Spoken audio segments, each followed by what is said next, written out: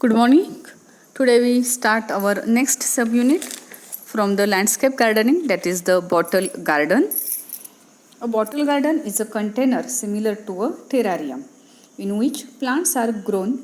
They usually consist of a plastic or glass bottles with a narrow neck and small opening. Plants are grown inside the bottle with little or no exposure to the outside environment and can be contained indefinitely inside the bottle is properly illuminated. The oldest bottle garden is existent is aligned to have been planted in 1960 and to have remained sealed from 1972 at least 2013, or we may say 2020. Here are the picture of the bottle garden. Now we see the uses of bottle gardens. Bottle gardens are commonly used as a form of decoration or as a substitute garden in areas with a little space, such as spacious or high-rise apartments. Being easy to create and maintain, bottle gardens are also used in schools as an economical way to study miniature ecosystems within the confines of a classroom. They can also be used as a control mechanism, enabling the interval environment of the bottle to be effectively controlled and isolated from the outside stimuli. Bottle gardens have also been used for vegetable production in dryland areas and areas with a shortage of water, allowing water to be conserved for other uses. Here one picture of the bottle garden. This bottle with a lime pothos has not been opened or watered since the plant was placed in it several months previously. A bottle garden has the essential requirement of soil, water, and light for the survival of plants that are housed in it, as well as a reservoir of water, as water is trapped inside the bottle and unable to evaporate. The carbon dioxide from the plant respiration is used for photosynthesis and the oxygen from photosynthesis is used for respiration. As such, they require almost no maintenance.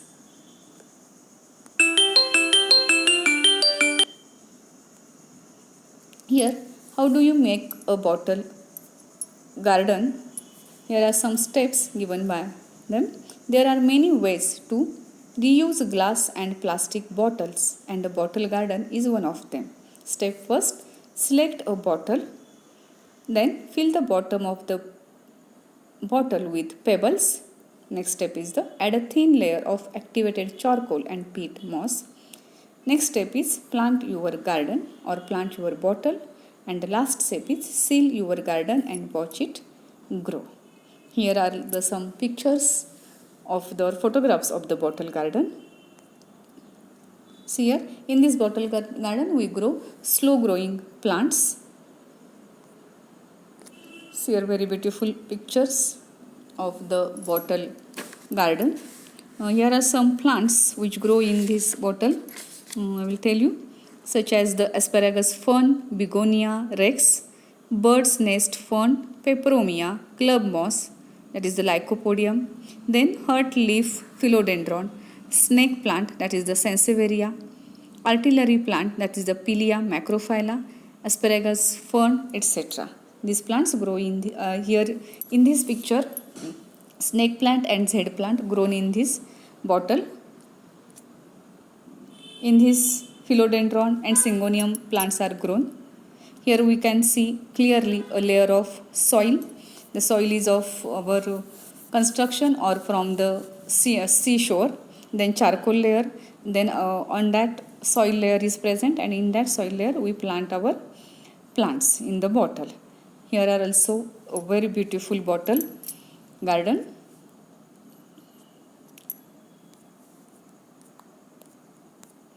Okay, now I want to tell you in Marathi.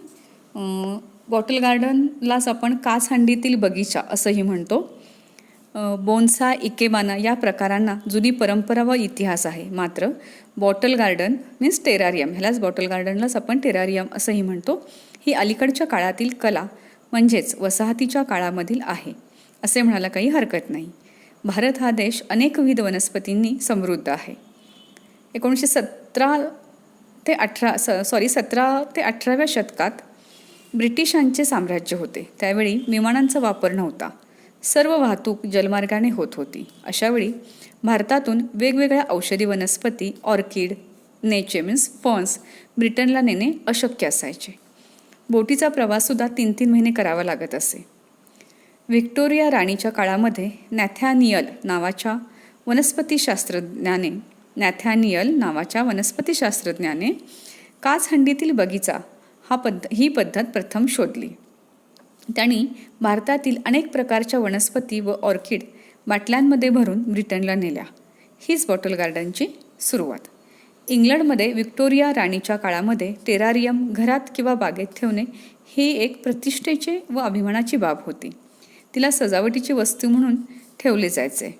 वॉर्डियन cases म्हणून या काचहंडीतील बागा ओळखल्या जात असत. काचेचे डबे तयार करून ते नाजूक झाडांना इकडून तिकडे नेण्यासाठी वापरले जात. हा प्रकार गार्डन प्रेमींना मिळालेली सुंदर देणगीच आहे. बॉटल गार्डन हा प्रकार गार्डन प्रेमींना मिळालेली सुंदर देणगीच आहे. देखभालीची अजिबात त्रास नाही. एकदा हंडीमध्ये झाडे लावली की झाडे तशीच राहू शकतात. फक्त झाडांची निवड योग्य रीतीने केलेली असावी.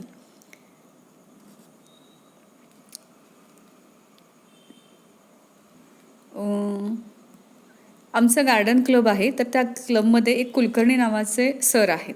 त्यांनी एक हंडी 5 ते 6 वर्ष उघडली नव्हती, तरी आत लावलेली झाडे जिवंत व ताजे होते. त्यामध्ये त्यांनी हळू वाढ असलेला पाम लावलेला होता. बाटलीत लावलेली झाडे निवडताना हळू वाढणारी, जास्त उंच न वाढणारी अशी निवडावीत. लक्ष देऊन ऐका. बाटलीत लावलेली झाडे निवडताना हळू वाढणारी, जास्त उंच न वाढणारी अशी निवडावीत. सूर्यप्रकाश जेव्हा कमी पडतो तेव्हा कृत्रिम प्रकाश देऊनही झाडे वाढवता येतात. फक्त त्यांच्या उष्णतेच्या झाडावर परिणाम होणार नाही याची काळजी घ्यावी. आता याच्यामध्ये 2 प्रकार असतात. बॉटल गार्डन जो आहे तो आपण 2 प्रकारे करू शकतो. त्यातलं तुमच्या सिलेबसमध्ये हा एकच प्रकार आहे काचहंडीचा. दुसरा प्रकार जो लँडस्केप किंवा माशाची पेटी किंवा जे असं चौकोनी स्क्वेअर टेरारियम असतो, त्यातला काय तुमच्या सिलेबसमध्ये प्रकार नाही. फक्त काचेच्या हंडीतली प्रकार एवढा किंवा बॉटल गार्डन तेवढाच प्रकार तुमच्या सिलेबसमध्ये आहे, तर मी तेवढंच सांगते. रुंद बरणीमध्ये किंवा फिश टँक आपल्या हाताने सहजपणे चांगली मांडणी करून झाडे लावू शकतो फिश टँकमध्ये. पण अरुंद तोंडाच्या बाटलीमध्ये झाडे लावताना जरा कसरत करावी लागते. त्यासाठी लागणारी साधने आपणच तयार करावी. लांब तार किंवा छत्रीच्या कांड्याच्या साहाय्याने ही साधने आपण तयार करू शकतो. छत्रीच्या काडीच्या टोकाला ब्लेड बांधून कटर तयार करावे व चमचा बांधून फावडे तयार करता येते. 2 काड्या वापरून चिमटा तयार करावा व प्लास्टिकच्या नळीच्या तोंडाला फनेल लावून बाटलीत माती, विटांचा चुरा घालण्यासाठी उपयोग करावा. त्यामुळे माती आजूबाजूला न उडता बरोबर तळ्यात टाकली जाते. नंतर चमचा लावलेल्या काडीने ती तळ्यात पसरवावी. हल्ली बोन्सायसाठी छोटी अवजारे मिळतात. त्यांना ही काठी लावून ती हंडीतील बागेसाठी वापरता येतील. सर्वात सोपी पद्धत म्हणजे झाडाच्या मुळाला थोडा चिखल लावावं व वरून मॉस लावून काळ्या कॉटनच्या दोऱ्याने चांगले लपेटून बांधावे. नंतर ते रोप अलगद बाटलीत सोडावे. ते हव्या त्या जागी काठीने सरकवावे व वरून ओलसर माती नरसळाच्या साहाय्याने सोडून रोपे लावावी. ही पद्धत जास्त सोयीस्कर आणि खात्रीने यशस्वी होणारी आहे. हंडीतील बाग करताना त्याच्या पुढची प्रोसेस नीट ऐका. हंडीतील बाग करताना कोरडी माती, विटांचा चुरा, कोळसा कोरडे न वापरता जरासे पाणी शिंपडून ओले करून घ्यावे. त्यामुळे धुळीने बाटली आतून खराब होत नाही व झाडे लावण्यासाठी तयार केलेला खड्डा माती ओली असल्यामुळे बुजणार नाही. प्रथम तळाला 1 ते 1.5 इंचाचा वाळूचा थर ओला करून पसरावा. आपण जसं मगाशी फोटोमध्ये बघितलेलं आपल्याला ते प्रत्येक थर आहे तो वेगवेगळा दिसत होता. तर ते कसं करायचं ते आता पुढं नीट ऐकायचं. प्रथम तळाला 1 ते 1.5 इंचाचा वाळूचा थर पसरायचा ओला करून. ही वाळू आपली जी बांधकामाची असते ती पण चालते आणि समुद्रकिनाऱ्याची वाळू पण चालते. समुद्रकिनाऱ्याची वाळू जी असते ती आपल्याला वेगवेगळ्या कलरमध्ये मार्केटमध्ये अवेलेबल होते किंवा तुम्ही कधी ट्रिपला वगैरे जाता तेव्हा तिथून तुम्ही वेगवेगळ्या कलरची समुद्रकाठची वाळू पण आणून ती इथं वापरू शकता. काय कुठंपर्यंत आलो, वाळूचा थर ओला करून पसरावा. नंतर अर्धा इंचाचा साधारण विटांचा चुरा पसरावा. त्यानंतर कोळशाचा चुरा व नंतर खत माती किंवा बोन्सायसाठी तयार केलेली माती पसरवावी. नंतर वरीलप्रमाणे रोप तयार करून सोडावे व पुन्हा खत माती सोडून झाड चांगले दाबावे. वर हवा तो शेवटचा थर टाकून सजवावे. म्हणजे काचेचे गोटे, दगड किंवा आपल्या खेळण्यातल्या गोट्या असतात त्या दगड, छान कलरफुल दगड मिळतात छोटे छोटे नाजूक, ते शंख शिंपले टाकून आपली बॉटल गार्डन सजवावी. हंडीतील बाग 2 प्रकारे करता येते. एक म्हणजे बंद बाटलीतील सील न करता व दुसरं म्हणजे रुंद तोंडाची बरणी किंवा काचेच्या भांड्यामध्ये केलेली रचना. हंडीची काच पातळ आणि स्वच्छ असावी. आता साहित्य बघा, बांधकामाची किंवा समुद्राची वाळू, कोळशाचा बारीक चुरा, बोन्साच्या मातीचा थर, खत माती, जंतुनाशक BHC किंवा रोगर 5 थेंब. तर झाडाची निवड कशी करायची ते बघा. बाटलीत फुलझाडे लावता येत नाहीत कारण त्यांना भरपूर सूर्यप्रकाश लागतो. झाडाची निवड करताना ज्याच्या फांद्या फार कडक नाहीत, ज्यांना सूर्यप्रकाशाची गरज नाही व जी दमट जागेत वाढू शकतात अशा पेपरोमिया, पिलिया, फर्न, स्नोबुश, अरालिया, चायना ग्रास अशी छोट्या जातीची झाडे निवडावीत.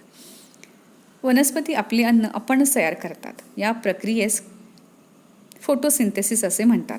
यात झाडे कार्बन डायऑक्साईड व पाणी वापरून साखर तयार करतात व प्राणवायू सोडतात. श्वसन प्रक्रियेत प्राणवायूचा संयोग साखरेबरोबर होऊन कार्बन डायऑक्साईड वायू व पाण्याची वाफ बाहेर सोडली जाते. या दोन्ही प्रक्रिया बाटलीमध्ये होत असल्यामुळे बाटलीतील झाडे लावावीत. दिलेल्या थोड्याशा पाण्याचा उपयोग वनस्पती बराच काळ करू शकतात. त्यामुळे बंद बाटलीतील झाडे ऑक्सिजन अभावी गुदमरून कधीच मरणार नाहीत. तरी पण कार्बन डायऑक्साईड वायू कमी होईल, त्यामुळे कर्बग्रहण किंवा फोटोसिंथेसिस प्रोसेसमध्ये अडथळा येईल. म्हणून बाटलीत नवीन हवा जाण्यासाठी बाटलीचे जे झाकण आहे, कॅप आहे, ती अधूनमधून उघडवावी. मात्र यावेळी बाटलीच्या तोंडावर विरळ कपडा टाकावा. त्यामुळे बाटलीत कीटक किंवा बुरशीचे किटाणू जाणार नाहीत.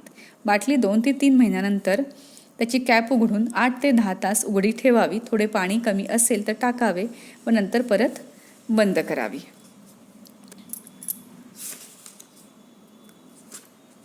त्यानंतर पाणी कधी द्यायचं ते बघा. उन्हाळ्यात 15 दिवसातून एकदा ह्या बॉटल गार्डनला पाणी द्यायला लागतं. इतर वेळी महिन्यातून एकदा दिलं तरी चालतं. नंतर खत 3 महिन्यातून एकदा खतांचा फवारा देणं गरजेचं असते. आणि कुठलं खत वापरायचं तर पेंटोकोला, सुफला हे खत अगदी 1-2 चिमटभर टाकायचं असते. नंतर जंतुनाशके वापरणं सुद्धा गरजेचं असतं. 1 वर्षांनी पुन्हा ते रिपोर्ट करायला लागतं. 2 ते 3 महिन्यांनी त्याची कटिंग करून ठराविक उंची त्याची आपण बॅलन्स करायची आहे. उन्हात ठेवायची अजिबात ह्याला आवश्यकता नसते, पण प्रकाश भरपूर मिळेल अशा ठिकाणी घरात कुठेही आपण हे बॉटल आहेत आपल्या किंवा जे काय काचहंडी असते ती आपण ठेवायची आहे. फक्त भांड्याची दिशा बदलत राहावी, म्हणजे झाड एकाच दिशेने वाढणार नाही. कृत्रिम प्रकाशही याला चालू शकतो. म्हणजे आपण ट्यूबलाईटमध्ये किंवा लाईटमध्ये सुद्धा ह्या बॉटल्स आपण ठेवल्या तरी सुद्धा त्या प्लांट्सची ग्रोथ होते.